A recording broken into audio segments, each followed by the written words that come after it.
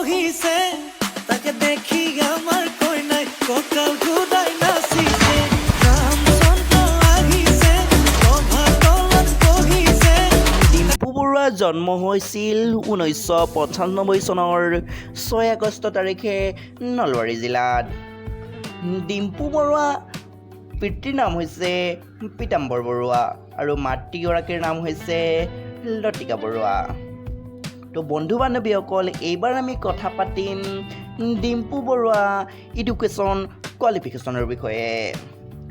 ডিম্পু বৰুৱা পাঠশালাত স্থিত 1212 মধ্যদং প্ৰাথমিক বিশ্ববিদ্যালয়ৰ পৰাই শিক্ষা জীৱন আৰম্ভ কৰিছিল আৰু তাৰ পিছত তেওঁ চৰকুটি হাইস্কুলত নামভৰ্তি কৰি 7ম শ্ৰেণীলৈকে পঢ়ে আৰু তাৰ পিছত দেৱীৰাম পাঠশালা উচ্চতৰ মাধ্যমিক বিশ্ববিদ্যালয়ত নামভৰ্তি কৰে আৰু তাৰ পৰাই তেওঁ দ্বিতীয় বিভাগত HSLC পাছ কৰে।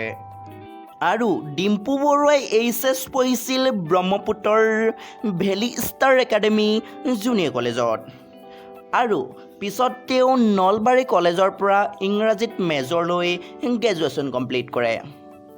বন্ধু বান্ধৱীসকল, এইবাৰ আমি কথা পাতিম ডিম্পু বৰুৱাৰ ইউটিউব কেৰিয়াৰ বিষয়ে। ডিম্পু বৰুৱা ইউটিউবত 2টা চেনেল আছে।